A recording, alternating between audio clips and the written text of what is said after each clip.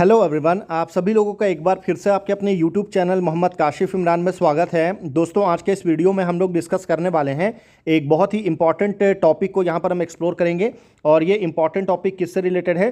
तो ये important topic है इंडिया यूएस ट्रेड डील से रिलेटेड। आपको पता होगा कि इंडिया और यूएस ने जो है अभी रिसेंट टाइम में 4 फरवरी को ट्रेड डील साइन किया था, जिसके अकॉर्डिंग जो आपको इंडियन जो प्रोडक्ट्स है उसके ऊपर में जो 50% का टैरिफ हमको देखने को मिलता था ना, वो अभी आपको घट करके कितना हो गया है? तो वो अभी आपको घट करके 18% हो गया है। अभी सीधी सी बात है, जब टैरिफ आपको कम होता है तो ऐसी कंपनी जिसका जो बिजनेस है वो आपको यूएस में ज़्यादा है, उसको यहाँ पर काफ़ी पॉजिटिव इंपैक्ट होगा, काफ़ी पॉजिटिव यहाँ पर आप उसको अपडेट एक तरीके से कंसीडर कर सकते हैं। तो इस चीज़ को ध्यान में रखते हुए, इसकी इंपॉर्टेंस को समझते हुए आज के वीडियो में बेसिकली हम ऐसे टोटल टॉप 10 स्टॉक्स के बारे में बात करने वाले हैं जिसको यहाँ पर सबसे ज़्यादा बेनिफिट होगा after India US trade deals के बाद। ठीक है, और ध्यान रखिएगा, आप इसको इस तरीके से भी समझ सकते हैं कि ऐसे टॉप 10 स्टॉक्स जिनका सबसे ज़्यादा बिजनेस जो है ना वो हमको यूएस में देखने को मिलता है। जिसका सबसे ज़्यादा बिजनेस यूएस में होगा उसके पास में सबसे ज़्यादा अपॉर्चुनिटी है कि इस ट्रेड डील्स में जो आपको टैक्सेशन में जो कम किया गया, टैरिफ को कम किया गया है, उससे सबसे ज़्यादा वो बेनिफिट यहाँ पर उठा सकते हैं। तो ये हमारा पूरा टॉपिक है आज का, इसी के अराउंड पूरा वीडियो रहेगा। टोटल 10 स्टॉक आपके साथ डिस्कस करेंगे। 10 में से जो मैक्सिमम स्टॉक रहेगा ना वो आपको स्मॉल कैप की कैटेगरी में रहेगा। तो ये भी चीज़ मैं आपको बता देता हूं। हालांकि ऐसा नहीं है कि सिर्फ स्मॉल कैप रहेगा, कुछ स्टॉक आपको मिड कैप भी रहेगा, कुछ आपको माइक्रो कैप भी है, और एक कंपनी आपको यहाँ पर लार्ज कैप की भी कैटेगरी में देखने को मिलेगा। और अगर आप चाहते हैं कि आने वाले टाइम में हम ऐसे ही ट्रेंडिंग टॉपिक्स के ऊपर में डिटेल में स्टॉक्स रिलेटेड वीडियो बनाएं तो सिंपली आप कमेंट में यस लिख दीजिएगा, तो मैं समझ जाऊंगा कि आप इस टॉपिक में इंटरेस्टेड रहेंगे आने वाले टॉपिक को लेकर के। तो चलिए आगे बढ़ते हैं। आगे बढ़ने से पहले अगर आपने अभी तक हमारे टेलीग्राम चैनल को सब्सक्राइब नहीं किया है तो हमारे टेलीग्राम चैनल को सब्सक्राइब कर सकते हैं। साथ ही साथ अगर आपने हमारी वेबसाइट पर विजिट नहीं किया है तो जाकर के आप हमारी वेबसाइट पर भी विजिट कर सकते हैं। देखिए, हमारी इस लिस्ट में जो पहली कंपनी है, कंपनी का नाम है Avanti feeds limited. Avanti feeds limited की अगर मैं बात करूं तो ये जो कंपनी है वो आपको एक स्मॉल कैप कंपनी है। 14,700 करोड़ का मार्केट कैप आपको देखने को मिलेगा इस कंपनी का। और ये जो कंपनी है वो आपको कौन सा सेक्टर से बिलोंग करती है? तो सबसे पहले आपको बता देता हूं कि कंपनी जो है आपको एक्वाकल्चर सेक्टर से बिलोंग करती है। एक्वाकल्चर में बेसिकली क्या होता है ना कि आपको जो ओशन में जो आपको फिश वगैरह जो होते हैं ना, फिश हो गया, श्रिम्प हो गया, इन सब की मैन्युफैक्चरिंग प्रोसेसिंग करने वाली जो कंपनीज होती है उसको हम एक्वाकल्चर सेगमेंट बोलते हैं। और ये कंपनी क्या करती है? तो इस कंपनी का जो कोर बिजनेस है ना, जो श्रिम्प होता है ना, इसके श्रिम्प के फीड्स कंपनी बनाती है। श्रिम्प की भी प्रोसेसिंग, श्रिम्प कंपनी श्रिम्प का भी प्रोसेसिंग करती है, पर कंपनी का जो कोर बिजनेस है जिसमें सबसे कंपनी को सबसे ज़्यादा रेवेन्यू आता है वो श्रिम्प के फीड से आता है। और ये जो श्रिम्प है ना, इसको बाहर की कंट्रीज़ में काफ़ी ज़्यादा कंज्यूम किया जाता है। हाईली प्रोटीन वाला ये प्रोडक्ट आप इसको कंसीडर कर सकते हैं, काफ़ी इसकी डिमांड रहती है। और इस वजह से ये कंपनी जो आपको अवंती फीड्स है ना, ये इंडिया की नंबर 1 कंपनी है जो कि श्रिम्प प्रोसेसिंग के मामले में। ये चीज़ को भी आप ध्यान में रखिएगा। बाकी अगर आप देखेंगे कि कंपनी का कितना रेवेन्यू जो है वो इंडिया के बाहर से आ रहा है या यूएस से आ रहा है, तो यहाँ पर देख सकते हैं as of September 25 the export heavy revenue mix for the process shrimp is dominated by the USA through the company is actively diversifying into Japan and Europe. अगर आप देखेंगे कंपनी का टोटल रेवेन्यू में से 67% का जो रेवेन्यू है ना वो हमको सिर्फ यूएस से आता है। तो सीधी सी बात है, जब टैरिफ आपको कम होगा तो यहाँ पर अवंती फीड्स को यहाँ पर काफ़ी ज़्यादा फायदा होगा। साथ ही साथ अगर आप देखेंगे तो कंपनी सिर्फ यूएस से बिजनेस नहीं करती है, यूएस के अलावा यूरोप में भी कंपनी का अच्छा खासा रेवेन्यू आता है। और एशिया यानी कि जिसमें इंडिया इंक्लूड नहीं है वो आपको कितना देखने को मिलेगा? तो वो आपको 16% के आसपास देखने को मिलेगा। तो हैवली जो कंपनी का रेवेन्यू है ना वो एक्सपोर्ट से ही आता है। तो ये चीज़ भी आप यहाँ पर क्लियरली देख सकते हैं। और यहाँ पर कंपनी ने बताया भी है कि अभी जो रिसेंट Q2 फाइनेंशियल ईयर 26 रहा था, कंपनी ने वहाँ पर 451 करोड़ का रेवेन्यू जनरेट किया था। और यहाँ पर जो श्रिम्प प्रोसेसिंग वाला जो सेगमेंट है, एक्सपोर्ट है, वहाँ पर कंपनी का टोटल हमको 42% का ग्रोथ हमको देखने को मिला। और कंपनी का ये जो ग्रोथ आया है वो किसकी वजह से आया है? तो सबसे बड़ा रीज़न जो है वो हाई क्वांटिटी में जो है ना कंपनी ने वो आपको वॉल्यूम, यहाँ पर ज़्यादा से ज़्यादा वॉल्यूम में कंपनी ने अपने प्रोडक्ट को एक्सपोर्ट किया है।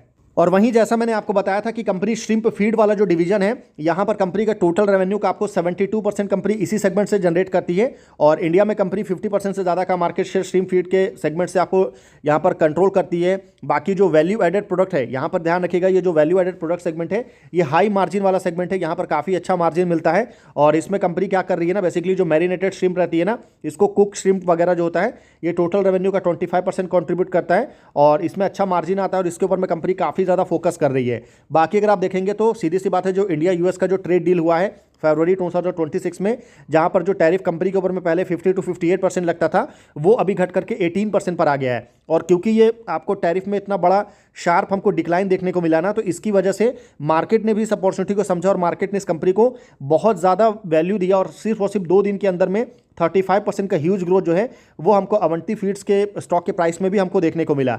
तो मार्केट भी उसी हिसाब से आपको वैल्यूएशन देता है। बाकी अगर आप इसको कैपेसिटी के हिसाब से देखेंगे तो कंपनी की जो कैपेसिटी है, एनुअल श्रिम्प प्रोसेसिंग कैपेसिटी, वो आपको 36,000 मैट्रिक टन हमको देखने को मिलता है। टोटल 3 यूनिट है कंपनी के पास में, तो ये चीज़ आप ध्यान में रखिएगा।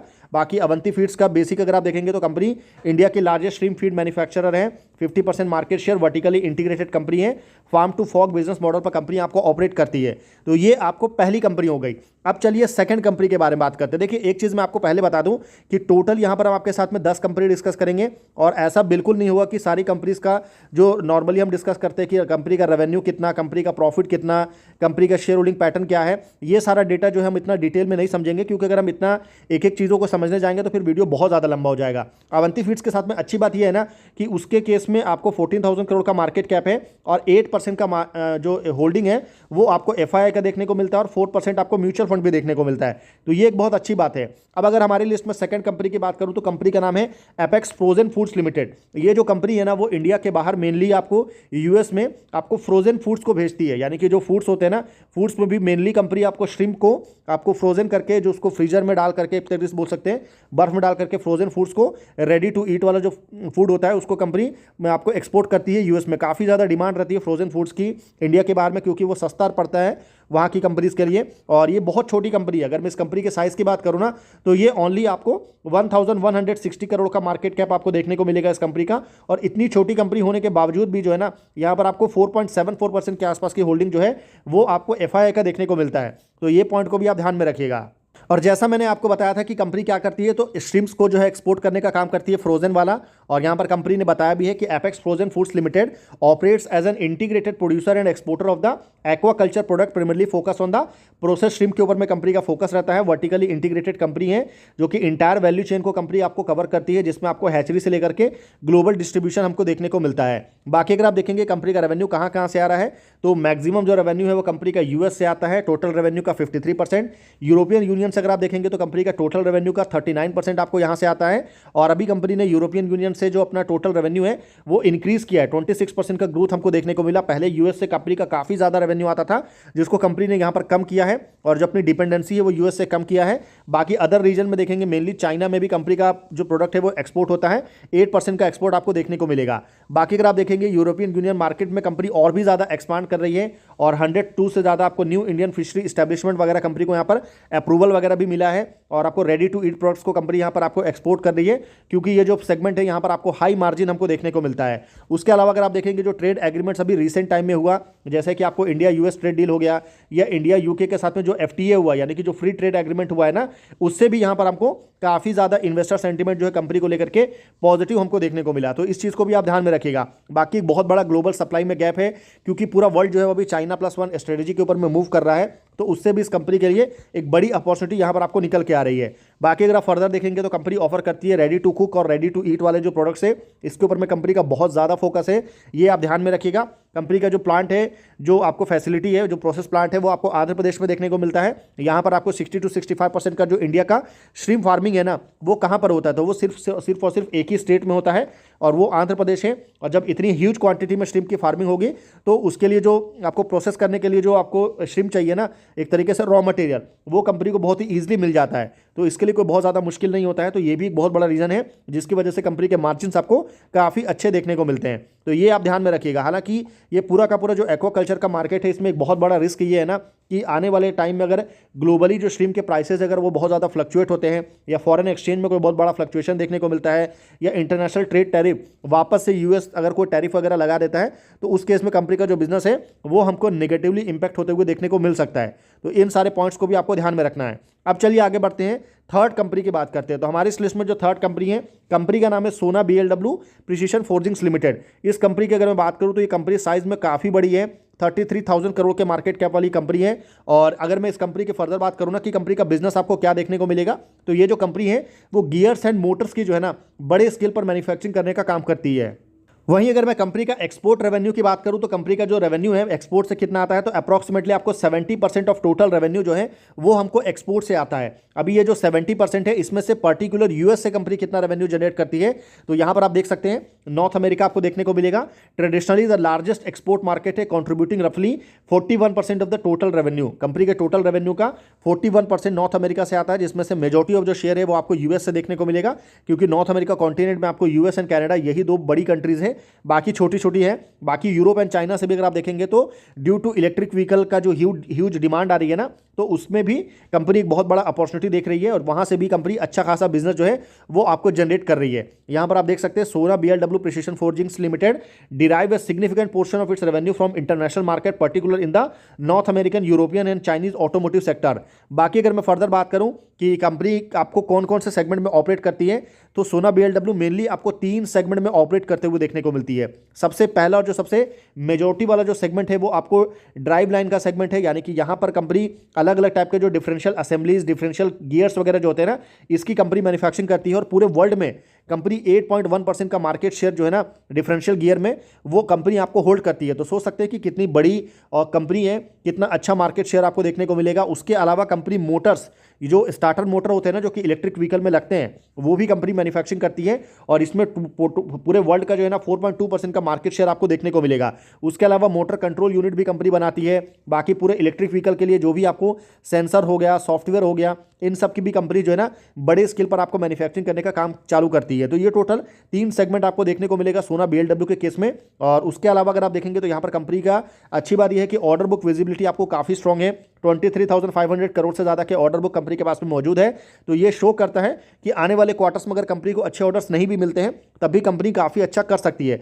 71% टोटल ऑर्डर बुक का जो है वो आपको इलेक्ट्रिक व्हीकल सेगमेंट से रिलेटेड हमको देखने को मिल रहा है। हालांकि कंपनी अपने बिजनेस को और भी ज्यादा डाइवर्सिफाई कर रही है। आपको गियर से हट करके कंपनी ने ईवी में काम चालू किया। उसके अलावा कंपनी अभी हट करके रेलवे में भी कंपनी ने आपको काम चालू किया है। रेलवे में कंपनी जो प्लग डोर्स वगैरह होते हैं इसकी कंपनी मैन्युफैक्चरिंग करने वाली है। और आपको एचवीएसी यानी कि जो heating, ventilation and air condition से रिलेटेड जो प्रोडक्ट्स वगैरह होते हैं ना वो भी कंपनी आपको बनाएगी। तो जो नॉन ऑटोमोटिव सेक्टर है ना, ये अगर कंपनी के रेवेन्यू में कंट्रीब्यूशन बढ़ाएंगे तो इससे जो कंपनी का जो सिक्लिकल रिस्क है ना वो आपको यहां पर कम होगा। तो सोना बीएलडब्ल्यू को आप फर्दर स्टडी कर सकते हैं। अब चलिए आगे बढ़ते हैं, फोर्थ कंपनी की बात करते हैं। तो हमारे इस लिस्ट में जो फोर्थ कंपनी है काफी इंपॉर्टेंट कंपनी है। कंपनी का नाम है Gopal Das exports limited. Gopal Das exports limited की अगर मैं बात करूं तो ये अप्रॉक्सीमेटली आपको 6,000 करोड़ के मार्केट कैप वाली ये कंपनी है। कंपनी आपको करती क्या है, तो ये जो कंपनी है ना बड़े स्केल पर जो एपरल्स वगैरह होते हैं, गारमेंट्स होते हैं ना, इसकी कंपनी आपको डिजाइन करती है, मैन्युफैक्चरिंग करती है और इसको सेल करने का कंपनी काम करती है। हालांकि मैंने एक इंपॉर्टेंट पॉइंट जो मैंने आपको यहां पर सोना बीएलडब्ल्यू के केस में कंसीडर नहीं किया, वो चीज़ आप ध्यान रखिएगा कि इस कंपनी का जो शेयर होल्डिंग पैटर्न है ना वो आपको बहुत ज़्यादा इंपॉर्टेंट है, बहुत आपको शानदार शेयर होल्डिंग पैटर्न बोल सकते हैं। क्योंकि प्रमोटर की जो होल्डिंग है ना ओनली 28% है। पर अगर क्या सिर्फ प्रमोटर की होल्डिंग देखेंगे तो सही है? बिल्कुल नहीं, क्योंकि प्रमोटर के अलावा अगर मैं एफआईआई की बात करूं तो अप्रॉक्सीमेटली आपको 24% की होल्डिंग एफआईआई के पास में है और म्यूचुअल फंड यहां पर आपको 40% से ज़्यादा की होल्डिंग जो है वो आपको होल्ड करते हैं। तो ये आप ध्यान में रखिएगा। अब अगर मैं गोपाल दास की बात करूं, जैसे मैंने बताया 6,000 करोड़ के मार्केट कैप वाली कंपनी है, गारमेंट्स की कंपनी आपको मैन्युफैक्चरिंग करती है। यहां पर आप देख भी सकते हैं कि Gopal Das exports limited operates as a vertically integrated B2B business model functioning as a one stop shop for the design, manufacturing and export of apparel. Establish company हुई थी 1979 में। कंपनी आपको फैमिली ओन बिजनेस था, जो कि one of the India's largest apparel exporter है। More than 50 countries में company जो अपने प्रोडक्ट्स है उसको एक्सपोर्ट करने का काम करती है। कंपनी के नाम में ही आपको गोपाल दास एक्सपोर्ट देखने को मिलेगा। तो आप क्लियरली समझ सकते हैं एक्सपोर्ट से बिजनेस ज़्यादा है। और अच्छी बात यह है कि कंपनी के बहुत सारे जो ग्लोबल ब्रांड्स है ना उसके साथ में कंपनी का लॉन्ग टर्म पार्टनरशिप हमको देखने को मिलता है, जिसमें से बहुत बड़े बड़े प्रेस्टीजियस ग्रुप्स है, जैसे कि आपको गैप हो गया, कोलंबिया हो गया, जारा हो गया, H&M हो गया, एडिडास है, नाइक है, पूमा है। ये जो बड़े बड़े ब्रांड्स हैं इनके साथ में कंपनी की लॉन्ग टर्म पार्टनरशिप है। तो यहाँ से भी कंपनी को अच्छा खासा रेवेन्यू हमको आता है। सबसे अच्छी बात है कि कंपनी ने अभी रिसेंट क्वार्टर में जो है ना एफआईआई और डीआई दोनों की होल्डिंग जो है ना वो हमको रिसेंट क्वार्टर में बढ़ते हुए देखने को मिली। हालांकि ध्यान रखिएगा कि इस कंपनी में जो प्रमोटर की होल्डिंग है वो बहुत कम है, ओनली 9% की होल्डिंग है। पर आपको बता दूं कि इस कंपनी में जो एफआईआई की होल्डिंग है वो आपको 23.7% देखने को मिलेगा। म्यूचुअल फंड की अगर मैं बात करूं तो म्यूचुअल फंड यहां पर 39% से ज़्यादा की होल्डिंग जो है वो आपको होल्ड करते हैं। तो ये एक अच्छी बात है जो आपको गोपालदास एक्सपोर्ट के केस में कंसीडर करना चाहिए। बाकी अगर मैं फर्दर बात करूं कि गोपालदास एक्सपोर्ट रेवेन्यू कितना एक्सपोर्ट से जनरेट करता है, तो यहां पर आप देख सकते हैं Gopaldas export derive approximately 70 to 72% of its total consolidated revenue from the US market as of 25-26। तो कंपनी जो भी टोटल रेवेन्यू जनरेट करती है उसका 70 to 72% सिर्फ और सिर्फ हमको यूएस मार्केट से आता है। और टोटल रेवेन्यू जो कंपनी ने 3130 करोड़ जनरेट किया था उसमें से 2596 करोड़ जो है वो हमको कहां से देखने को मिला, तो पर्टिकुलर आपको यूएस से देखने को मिला। और कंपनी आपको एक बड़ा स्ट्रेटेजिक रिलीफ कंपनी को मिला था, क्योंकि आपको पता है कि फरवरी 4 को जैसे ही ट्रेड डील्स अनाउंस हुआ था उसके बाद जो 50% से घट करके 18% इंपोर्ट टैरिफ हुआ था, तो इमीडिएटली 20% का जो है ना हमको अपर सर्किट जो है कंपनी में देखने को मिला। क्यों?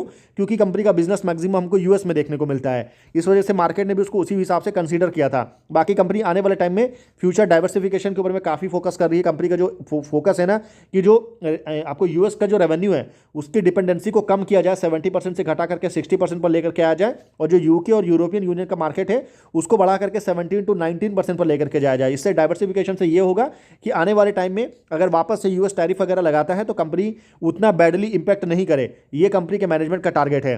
तो ये आपको फोर्थ कंपनी हो गई। अब चलिए आगे बढ़ते हैं, फिफ्थ कंपनी की बात करते हैं। तो हमारे इस लिस्ट में जो फिफ्थ कंपनी है कंपैरेटिवली साइज में काफ़ी अच्छी है, 22,700 करोड़ का मार्केट कैप है। और कंपनी का नाम क्या है? तो कंपनी का नाम है आपको सैजिलिटी लिमिटेड। सैजिलिटी लिमिटेड की अगर मैं बात करूं तो ये जो कंपनी है ना वो आपको टेक्नोलॉजी सर्विसेज कंपनी है, टेक्नोलॉजी आपको प्रोवाइड करती है अलग अलग कंपनीज को। और अगर आप यहाँ पर देखेंगे कि कंपनी का रेवेन्यू जो है वो कितना आता है, तो सैजिलिटी लिमिटेड के केस में एक चीज़ अच्छी है ना कि यहाँ पर जो कंपनी का रेवेन्यू है वो ऑलमोस्ट 100% जो है ना वो हमको कहाँ से आता है, तो पूरा का पूरा 100% रेवेन्यू जो है वो कंपनी का सिर्फ और सिर्फ हमको यूएस से देखने को मिलता है। आप देख सकते हैं for the financial year ending 31 March 2025 Sagility India reported a total consolidated revenue of 5,570 crore. Substantially, all of this revenue, approximately 100%, is derived from the export services, as the company exclusively serve customer in the United States healthcare market. Company जो है US के health care market में अपनी services जो है वो offer करती है, और पूरा का पूरा जो रेवेन्यू है वो हमको कहाँ से देखने को मिलता है, तो यूएस से देखने को मिलता है।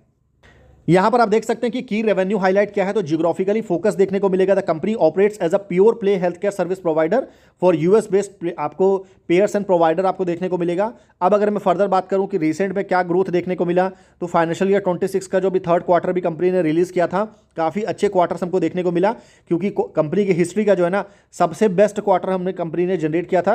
1971 करोड़ का रेवेन्यू कंपनी ने जनरेट किया, जो कि कंपनी की हिस्ट्री का सबसे बेस्ट क्वार्टर था। और कंपनी के कितना रेवेन्यू ग्रोथ किया, तो 35% का ग्रोथ हमको कंपनी के टोटल कंसोलिडेटेड रेवेन्यू में हमको देखने को मिला। और अगर मैं फर्दर बात करूं कि आने वाले टाइम में यानी कि फाइनेंशियल ईयर 26 को लेकर के कंपनी का काफ़ी स्ट्रॉन्ग यहां पर आपको कमिटमेंट देखने को मिल रहा है। गाइडेंस कंपनी ने रखा है 22.5% का ग्रोथ यहां पर कंपनी का मैनेजमेंट जो है वो आपको एक्सपेक्ट कर रहा है। और सैजिलिटी ने अपने बारे में बताया कि सैजिलिटी इंडिया नाउ आपको operate as a technology enable pure play health care business provider है, और company US health care industry में आपको वर्क करती है। और कंपनी का जो बिजनेस है वो दो सेगमेंट में देखने को मिलेगा। एक जो सेगमेंट है वो आपको पेयर से, यानी कि ऐसी कंपनी जो कि यूएस में हेल्थ इंश्योरेंस कंपनी होती है ना, उसके जो डेटा वगैरह को मेंटेन करके रखना हो, उसका जो इंश्योरेंस कंपनी के लिए क्लेम मैनेजमेंट करने का काम हो, या मेंबर्स को इनरोल करने का काम हो, जो आपको प्लान बिल्डिंग बेनिफिट करने का काम हो, तो ये सारा काम जो है वो कंपनी करती है। और टोटल रेवेन्यू का 88% कंपनी को यहीं से आता है। बाकी जो रिमेनिंग 11.6% रेवेन्यू है वो आपको प्रोवाइडर से आता है, यानी कि जो भी हॉस्पिटल्स हो गया, फिजिशियंस हो गया, डायग्नोसिस सेंटर्स हो गया, इनको कंपनी जो है ना आपको रेवेन्यू साइकिल मैनेजमेंट आपको ऑफर करती है, और medical coding, billing and payments में हेल्प करती है, और इसके थ्रू कंपनी का रेवेन्यू जो है वो आपको जनरेट होता है। सबसे अच्छी बात है कि इस कंपनी का भी शेयर होल्डिंग पैटर्न है वो काफ़ी अच्छा है। दोनों की होल्डिंग आपको एफआईआई है, दोनों की होल्डिंग अभी रिसेंट क्वार्टर में बढ़ी है। एफआईआई की होल्डिंग आपको 10% से ज़्यादा देखने को मिलेगा। म्यूचुअल फंड की जो होल्डिंग है वो यहाँ पर आपको 21% से ज़्यादा देखने को मिलेगा। तो ये कुछ पॉइंट्स है जो यहाँ पर आप सैजिलिटी लिमिटेड के केस में कंसीडर कर सकते हैं। अब चलिए आगे कंपनी की बात करते हैं। अगली जो कंपनी है यहाँ पर वो प्योरली आईटी कंपनी है। कंपनी का नाम क्या है, तो कंपनी का नाम है Birla soft limited. Birla soft की अगर मैं बात करूं तो ये आदित्य बिरला ग्रुप से ये कंपनी बिलोंग करती है। 12,200 करोड़ का मार्केट कैप आपको देखने को मिलेगा इस कंपनी का, और ये प्योरली आईटी सर्विस कंपनी है। और ऑब्वियसली मुझे ये आपको बताने की जरूरत नहीं है कि इंडिया में आने वाले मतलब इंडिया यूएस में अगर आप देखेंगे ना, जो इंडिया सबसे ज़्यादा आपको अपनी सर्विसेज जो यूएस को भेजता है ना, उसमें जो मैक्सिमम जो इंपोर्ट होता है वो क्या क्या होता है, तो वो होता है आपको सबसे पहला जो है वो आपको सबसे ज़्यादा आपको देखने को मिलेगा आईटी से सबसे ज़्यादा रेवेन्यू जनरेट होता है यूएस में। उसके बाद अगर आप देखेंगे तो फार्मास्यूटिकल, ये दो सेगमेंट है जिसको आप बिल्कुल नेगलेक्ट नहीं कर सकते हैं। तो आईटी सेक्टर की एक स्मॉल कैप कंपनी है बिरला सॉफ्ट। इसका रेवेन्यू की अगर मैं बात करूं तो कितना रेवेन्यू कंपनी जनरेट करती है यूएस से, उससे पहले कंपनी का बिजनेस अगर आप देखेंगे तो Birlasoft operate as a digital enterprise and IT service provider focusing on a consultative and design thinking led business model पर कंपनी जो है वो आपको फोकस करती है। और कंपनी ने यहाँ पर आपको बताया भी है कि डिजिटल ट्रांसफॉर्मेशन, इंटरप्राइज सॉल्यूशंस वगैरह आपको कंपनी ऑफर करती है। एआई रिलेटेड सॉल्यूशन भी कंपनी आपको ऑफर करती है। और कंपनी का कितना रेवेन्यू जो है वो आपको एक्सपोर्ट से आता है। तो आपको अमेरिका में अकाउंटिंग कर तो 86% ऑफ टोटल बिजनेस जो है वो आपको पर्टिकुलर हमको यूएस से देखने को मिलता है। तो टोटल रेवेन्यू का 86% बहुत बड़ा नंबर होता है। तो सीधी सी बात है, जब टैरिफ कम होगा तो आने वाले टाइम में यहाँ पर कंपनी को और भी ज़्यादा फायदा हो सकता है। यहाँ पर देखिए कंपनी ने क्लियरली बताया है कि Birlasoft revenue is heavily concentrated in export region, specifically North America and Europe, जिसमें अगर आप देखेंगे इंडिया का जो यहाँ पर आपको कंट्रीब्यूशन है रेवेन्यू में वो काफ़ी कम है, मिनिमल है। सबसे ज़्यादा रेवेन्यू जो है वो अमेरिका से आता है, टोटल रेवेन्यू का 86%। बाकी जो रेस्ट ऑफ द वर्ल्ड है ना, वहाँ से हमको टोटल रेवेन्यू का 14% आपको देखने को मिलेगा।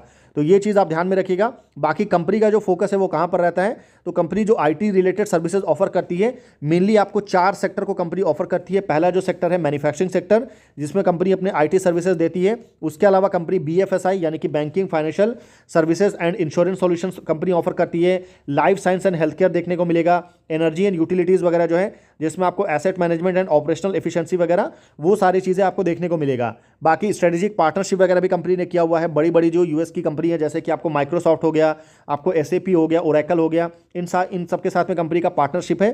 तो ये एक अच्छी बात निकल के आएगी। बाकी अगर आप ऑब्जेक्टिव देखेंगे, स्ट्रेटेजिक ऑब्जेक्टिव क्या है कंपनी का, तो आने वाले टाइम में कंपनी पूरा टारगेट लेकर के चल रही है। $1 बिलियन रेवेन्यू कंपनी बनना है, both organic and inorganic opportunities यहाँ पर निकाल करके। तो ये कंपनी का लॉन्ग टर्म का टारगेट है। अब देखना ये इंटरेस्टिंग होगा कि कब तक ये कंपनी जो है ना अपना ये $1 बिलियन रेवेन्यू का टारगेट जो है इसको कंपनी कंप्लीट करती है।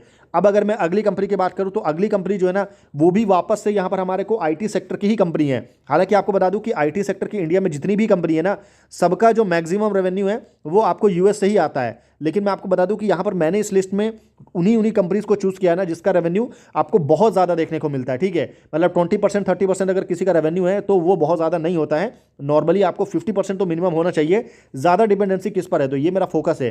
बाकी अगर मैं परसिस्टेंट सिस्टम की अगर मैं बात करूं तो ये कंपनी ऑब्वियसली साइज में काफ़ी बड़ी कंपनी है। 92,000 करोड़ के मार्केट कैप वाली कंपनी आपको देखने को मिलेगा। ये कंपनी भी प्योरली आपको आईटी सॉफ्टवेयर कंपनी है, आईटी सर्विसेज ये कंपनी भी ऑफर करती है। और Persistent system operate as a global digital engineering and enterprise modernisation partner, primarily focus on helping companies build and modernize software product and digital platform बनाने के लिए company आपको ऑफर करती है अपनी सर्विसेज, जिसमें आपको डिजिटल इंजीनियरिंग से लेकर के एआई लेड ट्रांसफॉर्मेशन आपको देखने को मिलेगा। उसके अलावा अगर आप देखेंगे कि कंपनी का जो रेवेन्यू है वो कहाँ से आता है, तो सबसे ज़्यादा जो रेवेन्यू है कंपनी का वो आपको नॉर्थ अमेरिका से आता है। यानी कि हिस्टोरिकली देखेंगे तो कंपनी का कंट्रीब्यूशन जो है वो 80% से ज़्यादा का रेवेन्यू जो है वो सिर्फ और सिर्फ नॉर्थ अमेरिका से आता है। और ऑब्वियसली यहाँ पर नॉर्थ अमेरिका से कहने का मतलब है कि मैक्सिमम जो रेवेन्यू है वो आपको यूएस से ही आएगा, क्योंकि यूएस में ही बड़ी बड़ी कंपनीज हैं, यहीं से ज़्यादा बिजनेस आता है। और यहाँ पर आपको 18.6% का ग्रोथ जो है वो रीसेंट क्वार्टर में हमको देखने को मिला।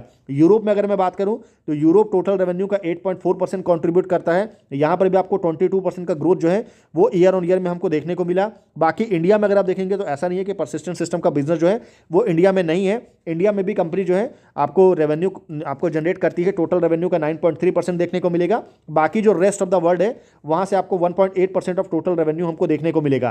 तो ये टोटल डेटा है, टोटल नंबर्स हैं जिसको यहाँ पर आप कंसीडर कर सकते हैं। बाकी अगर मैं फर्दर बात करूँ ना कि आपको परसिस्टेंट सिस्टम के केस में अच्छी बात है कि कंपनी के लिए भी जो रीसेंट क्वार्टर रहा था वो ज़बरदस्त रहा था। कंपनी की हिस्ट्री का सबसे बेस्ट क्वार्टर था। 3,778 करोड़ का रेवेन्यू जो है कंपनी ने अभी Q3 में डिलीवर किया है। कंपनी के साथ में अच्छी बात यह है कि यहाँ पर आपको एफआईआई और डीआई की भी जो होल्डिंग है ना वो काफ़ी अच्छी है। 22.7% की होल्डिंग एफआईआई की है और अप्रॉक्सीमेटली आपको 30% की होल्डिंग जो है ना वो आपको म्यूचुअल फंड की देखने को मिलेगा। तो ये भी ध्यान रखिएगा परसिस्टेंट सिस्टम के केस में। और परसिस्टेंट सिस्टम का लॉन्ग टर्म का ग्रोथ अगर आप देखेंगे तो कंपनी पूरा फोकस में है कि by the end of financial year 27 company $2 billion का रेवेन्यू जो है वो आपको एक्सपेक्ट कर रही है। $2 बिलियन का नंबर्स को यहाँ पर कंपनी का टच करना है, ये कंपनी का टारगेट है। कंपनी में सबसे कम होल्डिंग जो है पब्लिक के पास में है। शेयर होल्डिंग पैटर्न में ओनली 16% की होल्डिंग जो है ना यहाँ पर आपको पब्लिक होल्ड करती है। और आईटी सेक्टर की आपको जितनी भी कंपनी आप देखेंगे ना तो एक चीज़ आपको कॉमन देखने को मिलेगा कि चाहे वो कंपनी छोटी हो, बिरला सॉफ्ट जैसी कंपनी छोटी हो, या फिर आपको बड़ी कंपनी हो, आपको टीसीएस जैसी भी अगर आप देखेंगे तो वहाँ पर आपको जो है ना शेयर होल्डिंग पैटर्न में एफआईआई एंड डीआई दोनों की होल्डिंग आपको ज़बरदस्त देखने को मिलता है, क्योंकि जो इंस्टीट्यूशन है ना वो आईटी सेक्टर में काफ़ी इंटरेस्ट शो करते हैं। बाकी अगर मैं देखूँ तो कंपनी एआई इंटीग्रेशन के ऊपर में भी कंपनी काफ़ी फोकस कर रही है, और कंपनी क्या क्या सर्विसेज ऑफर करती है। तो मेन जो कंपनी का रेवेन्यू है वो आपको डिजिटल इंजीनियरिंग एंड कंसल्टेंसी से आता है। टोटल रेवेन्यू का 70 to 75% देखने को मिलेगा।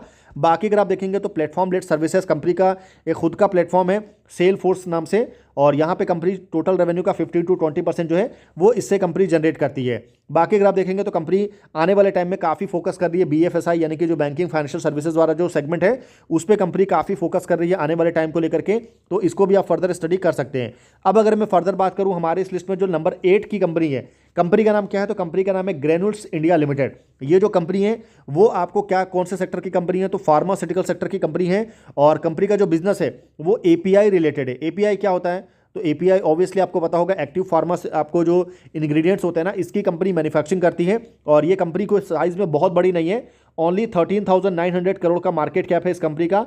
और इस कंपनी के साथ में भी अच्छी बात है कि यहाँ पर भी जो है ना आपको एफआई एंड डीआई की होल्डिंग बहुत अच्छी है। 13.5% से ज़्यादा आपको एफआईआई देखने को मिलेगा। म्यूचुअल फंड यहाँ पर आपको 17% से ज़्यादा है, यानी कि दोनों को अगर आप मिला देंगे ना तो 30% से ज़्यादा की होल्डिंग जो है वो यहाँ पर आपको निकल के आ रहा है ग्रेन्यूल्स के केस में। बाकी अगर मैं फर्दर बात करूँ, जैसा मैंने बताया फार्मास्यूटिकल सेक्टर की ये कंपनी है, और कंपनी का जो यहाँ पर बिजनेस देखेंगे तो Granules India is highly export oriented pharmaceutical company with international market traditionally contributing to the vast majority of its revenue. Company का जो मेजोरिटी ऑफ रेवेन्यू है वो आपको कहाँ से आता है, तो इंटरनेशनल से हमको ज़्यादा आता है। कंपनी ने यहाँ पर आपको बताया भी है कि Granules India operate as a vertically integrated pharmaceutical company controlling the entire production chain from the raw active ingredients to the final consumer product. सारा का सारा कंपनी जो है वो आपको कंट्रोल करती है पूरा का पूरा सप्लाई चेन में। अब अगर मैं बात करूं कि कंपनी का रेवेन्यू का कितना परसेंट रेवेन्यू जो है वो कंपनी जो है यूएस से जनरेट करती है, तो यहां पर अगर आप देखेंगे ना तो Granules India derive approximately 77 to 79% of its total revenue from the US market as of the most recent financial जो डेटा है उसके हिसाब से ये डेटा आपको निकल के आ रहा है। और 77 to 79% यानी कि अप्रोक्सीमेटली जो 80% डेटा है ना जो रेवेन्यू है वो यूएस से आ रहा है, और बहुत बड़ा नंबर होता है 80% किसी भी कंपनी के लिए, तो इसको यहाँ पर आप देख सकते हैं। बाकी नॉर्थ अमेरिका में जैसा मैंने बताया शेयर जो है वो आपको 79% है, जिसमें कनाडा आपको इंक्लूडेड है, तो ये आप ध्यान में रखिएगा। बाकी प्रोडक्ट कंसंट्रेशन देखेंगे तो कंपनी का जो मैक्सिमम रेवेन्यू है वो आपको एफडी यानी कि जो फिनिश्ड डोज है ना वहाँ से आता है, टोटल रेवेन्यू का 76%। वहीं कंपनी को भी रिसेंट टाइम में आपको अप्रूवल्स वगैरह भी यहाँ पर आपको कंपनी को मिला था यूएस एफडीए की तरफ से। कंपनी आपको एपीआई एक्टिव फार्मास्यूटिकल इंग्रेडिएंट्स की मैन्युफैक्चरिंग करती है, उसके अलावा आपको फार्मास्यूटिकल फॉर्मुलेशंस वगैरह जो है उसमें भी कंपनी का आपको वर्क रहता है। उसके अलावा फिनिशिंग डोज जो कंपनी का मैक्सिमम रेवेन्यू जो है ना इसी से आता है, जो मैंने आपको बताया ये आपको देखने को मिलेगा। कोर बिजनेस जो है कंपनी का वो B2B है, B2C में कंपनी आपको ऑपरेट नहीं करती है। B2C में भी कंपनी ने स्टार्ट किया है, मेक इन अमेरिका में कंपनी को यहाँ पर कंट्रीब्यूशन कर रही है, और आने वाले टाइम में हाई मार्जिन के साथ में कंपनी इस सेगमेंट को भी फर्दर एक्सप्लोर कर सकती है। बाकी अगली जो कंपनी है यहाँ पर हमारी इस लिस्ट में नंबर 9 यानी कि सेकंड लास्ट जो कंपनी है, कंपनी का नाम है डॉक्टर रेड्डी लेबोरेटरीज लिमिटेड। हमारे इस लिस्ट में सबसे बड़ी कंपनी है, इकलौती कंपनी है जो कि आपको 1 लाख करोड़ से ज़्यादा का मार्केट कैप आपको देखने को मिलेगा इस कंपनी का। और ये कंपनी क्या करती है ये मुझे बताने की जरूरत नहीं है, प्योरली ये कंपनी जो है वो फार्मास्यूटिकल सेक्टर की कंपनी है। फार्मास्यूटिकल सेक्टर में जो है ना आपको काफ़ी डाइवर्सिफाई आपको प्रोडक्ट पोर्टफोलियो है इस कंपनी का। और अगर मैं इस कंपनी की फर्दर बात करूं कि यहाँ पर कंपनी का जो बिजनेस है फार्मास्यूटिकल में क्या क्या है, और उससे पहले कंपनी कितना रेवेन्यू जो है वो कंट्रीब्यूट करती है यूएस में, तो doctor Reddy laboratory generate approximately 81 to 84% of its total revenue from the international market, यानी कि एक्सपोर्ट से जो है कंपनी 81 to 84% रेवेन्यू जनरेट करती है, और रिमेनिंग जो नंबर से 16 to 19% वो आपको इंडिया से आता है, तो ये आप ध्यान में रखिएगा। बाकी जो इंटरनेशनल सेगमेंट है एक्सपोर्ट में मेजोरिटी जो नंबर है ना वो आपको नॉर्थ अमेरिका से ही आता है, तो ये आप ध्यान में रखिएगा। मेजर कंट्रीब्यूटर जो है वो एक्सपोर्ट में यूएस ही निकल के आ रहा है। अब अगर मैं पर्टिकुलर बात करूं कि 84% जो आप टोटल में बात करूं ना तो टोटल 84% आपको एक्सपोर्ट में है, इसमें पर्टिकुलर आपको नॉर्थ अमेरिका से कितना है तो ये आप देख सकते हैं 45% का नंबर है। प्रीमियरली आपको यूएस से आता है, और मेनली अगर आप देखेंगे तो पहले कितना था तो ये 34% था, जो कि अभी ग्रोथ हुआ है, जो कि अभी बढ़ा है, 45% नंबर निकल के आ रहा है। काफ़ी अच्छा नंबर है, काफ़ी बड़ी कंपनी है डॉक्टर रेड्डी लेबोरेटरी, तो किसी एक कंट्री या किसी एक रीजन में 45% का रेवेन्यू मतलब सोच सकते हैं कि कितना ज़्यादा बिजनेस जो है वो आपको यहाँ से आता है। बाकी अगर आप देखेंगे डॉक्टर रेड्डी लेबोरेटरी करती क्या है ये कंपनी, तो वर्टिकली इंटीग्रेटेड बिजनेस मॉडल है कंपनी का, फोकस है कंपनी का providing affordable and innovative medicine across the entire pharmaceutical value chain में कंपनी आपको वर्क करती है। आपको एपीआई से लेकर के मैन्युफैक्चरिंग से लेकर के डिस्ट्रीब्यूशन से लेकर के सारा काम जो है कंपनी फार्मास्यूटिकल में करती है। ग्लोबल जेनरिक के ऊपर में कंपनी का काफ़ी ज़्यादा फोकस है। टोटल रेवेन्यू का 88% जो कंट्रीब्यूशन है वो यहीं से आता है कंपनी के लिए। बाकी फार्मास्यूटिकल सर्विसेज में आपको एक्टिव इंग्रेडिएंट्स वगैरह ये सारी चीज़ें कंपनी ऑफर करती है। जियोग्राफिकली डाइवर्सिफिकेशन है, नॉर्थ अमेरिका के अलावा कंपनी रशिया और यूरोप में भी अपना बिजनेस कंपनी करती है। इनोवेशंस में कंपनी काफ़ी ज़्यादा फोकस जो है रखती है, यानी कि अपना जो टोटल रेवेन्यू कंपनी का जनरेट होता है ना, उसमें आपको 8.5 to 9% कंपनी जो अपना पैसा है वो रिसर्च एंड डेवलपमेंट में कंपनी खर्च करती है। क्योंकि रिसर्च एंड डेवलपमेंट एक ऐसी चीज़ है ना कि फार्मास्यूटिकल सेक्टर में जितनी भी कंपनी है ना, जितना ज़्यादा आपको R&D में पैसा लगाएंगी उतना ज़्यादा कंपनी मार्जिन पे कंट्रोल कर सकती है। वहीं इस कंपनी के साथ में अच्छी बात है कि कंपनी वर्टिकली इंटीग्रेटेड है, वर्टिकल इंटीग्रेशन पर कंपनी का काफ़ी फोकस है, तो इससे मार्जिन्स काफ़ी इंप्रूव होता है। एक्विजिशंस वगैरह भी कंपनी ने काफ़ी सारा किया है, रिसेंट टाइम में काफ़ी सारी कंपनी को कंपनी ने एक्वायर भी किया है। बाकी डॉक्टर रेड्डी के केस में भी अच्छी बात है कि इस कंपनी में जो पब्लिक की होल्डिंग है ना वो आपको सबसे कम देखने को मिलेगा, ओनली 20.3%। यानी कि यहाँ पर जो सबसे ज़्यादा होल्डिंग है वो किसकी है, तो वो आपको म्यूचुअल फंड की देखने को मिलता है। 30% से ज़्यादा होल्डिंग जो है वो म्यूचुअल फंड है। अगर मैं एफआईआई की बात करूँ तो एफआईआई की जो होल्डिंग है वो आपको 22% है। अगर मैं प्रमोटर की बात करूँ तो प्रमोटर की होल्डिंग आपको 26% है। तो ये ओवरऑल आपको शेयर होल्डिंग पैटर्न है कंपनी का, काफ़ी स्ट्रॉन्ग शेयर होल्डिंग पैटर्न है, ये बताने की ज़रूरत नहीं है। अब चलिए आगे बढ़ते हैं और हमारी इस लिस्ट में जो लास्ट कंपनी है एक स्मॉल कैप कंपनी है, बिल्कुल अलग सेक्टर से ये कंपनी आपको वर्क करती है। कंपनी का नाम है गोल्डियाम इंटरनेशनल लिमिटेड। गोल्डियाम इंटरनेशनल की अगर मैं बात करूँ ना तो ये ओनली 4,740 करोड़ के मार्केट कैप वाली कंपनी है। तो आप सोच सकते हैं कि कितनी छोटी ये कंपनी है। कंपनी का बिजनेस क्या है, तो ये जो कंपनी है ना वो आपको LGD, अभी ये LGD क्या होता है, तो LGD हम बोलते हैं लैब ग्रोन डायमंड। इसकी ये कंपनी आपको मैन्युफैक्चरिंग करती है और इसकी कंपनी एक्सपोर्ट करती है। ये कंपनी का कोर बिजनेस है और इसका भी जो मेजॉरिटी ऑफ रेवेन्यू है ना वो हमको कहाँ से आता है, तो एक्सपोर्ट से आता है। यहाँ पर आप देख सकते हैं Goldiam international derive approximately 95% of its total revenue from the export while the United State begin the most significant market. इस 95% में जो सबसे ज़्यादा बड़ा मार्केट शेयर है वो आपको यूनाइटेड स्टेट आपको कैप्चर करके रखता है। आप देख सकते हैं the company export business is increasingly dominated by the lab grown diamond, जो कि टोटल रेवेन्यू का 90% से ज़्यादा जो है कंपनी इसी सेगमेंट से आपको कंट्रीब्यूशन देखने को मिलता है।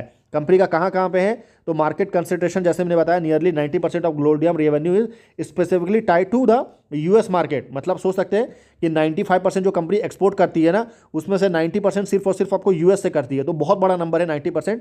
और कंपनी अभी आपको पता होगा कि पास्ट में जब इंडिया के ऊपर में 50% का टैरिफ लगा था ना, तो क्योंकि 90% रेवेन्यू बहुत बड़ा नंबर होता है, तो अपनी जो डिपेंडेंसी उसको कम करने के लिए कंपनी ने US में अपनी एक सब्सिडी कंपनी बनाया था कंपनी ने, और उसके थ्रू कंपनी वहाँ पर आपको बिजनेस कर रही थी ताकि जो टैरिफ वगैरह जो बढ़ गया था उसके होने वाले नुकसान को कंपनी कम कर सके।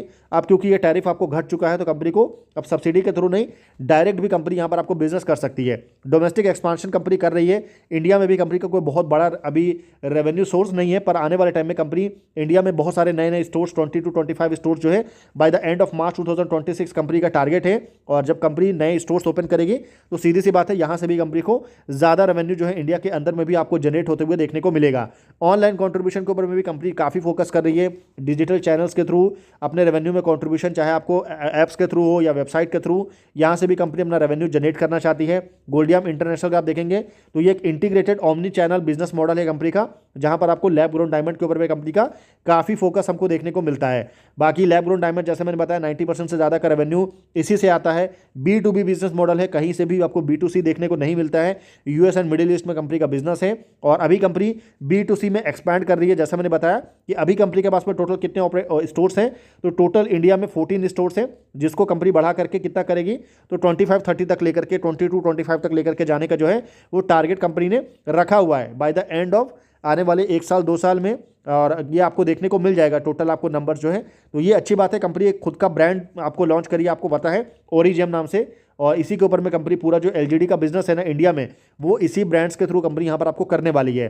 और फ्यूचर टारगेट जो मैंने बताया 24 to 26 स्टोर जो है आने वाले आपको मार्च 2026 तक ओपन हो जाएगा, और उसके बाद और नए स्टोर जो है ना कंपनी फर्दर और भी एक्सपांड करने का कंपनी का प्लान है। वहीं अगर मैं इस कंपनी के ऑर्डर बुक की बात करूं तो कंपनी के पास में टोटल 180 करोड़ के ऑर्डर अभी मौजूद हैं, और कंपनी को अभी रिसेंट टाइम में 80 करोड़ का एक बहुत बड़ा ऑर्डर जो है लैब ग्रोन डायमंड से रिलेटेड जो है वो US एंड मिडिल ईस्ट में कंपनी को मिला था, जिसको अप्रैल 30, 2026 तक कंपनी को एग्जीक्यूट करके देना था। तो ये टोटल 10 कंपनीज यहाँ पर आपको निकल के आई, जिसको यहाँ पर हमने काफ़ी डिटेल में डिस्कस किया, कंपनी के बिजनेसेस को हमने डिस्कस किया। आई होप आपको वीडियो इन्फॉर्मेटिव लगा होगा। अगर आपने वीडियो को यहाँ पूरा एंड तक देखा है तो उसके लिए बहुत बहुत थैंक यू। बाकी 10 में से किसी भी कंपनी को लेकर के हमारी तरफ से किसी भी तरह का कोई भी बाई सेल होल्ड का रिकमेंडेशन बिल्कुल भी नहीं है। वीडियो अगर आपको इन्फॉर्मेटिव लगा हो तो वीडियो को आप लाइक कर सकते हैं। चैनल अगर आपको पसंद आया तो आप चैनल को सब्सक्राइब कर सकते हैं। बाकी किसी भी तरह का क्या है ना कि जो भी एक्सपोर्ट ओरिएंटेड जो बिजनेसेस होता है ना, वो थोड़ा रिस्की ज़्यादा होता है। पर्टिकुलर यूएस में जो है तो वो तो और भी ज़्यादा रिस्की है, क्योंकि अभी जब तक डोनाल्ड ट्रंप है तो ये फ्लक्चुएशंस आपको टैरिफ का वो देखने को मिलता रहेगा। तो ये सारे फैक्टर को आपको ध्यान में रखना है। तो आई होप आपको वीडियो अच्छा लगा होगा। वीडियो पसंद आए तो वीडियो को लाइक करिए, चैनल को सब्सक्राइब करिए। फिर मिलते हैं आपसे अगले वीडियो में, तब तक के लिए गुड बाय। बाकी मेरी तरफ से कोई रिकमेंडेशन बिल्कुल नहीं है, क्योंकि हम सेबी रजिस्टर्ड फाइनेंशियल एडवाइजर नहीं हैं।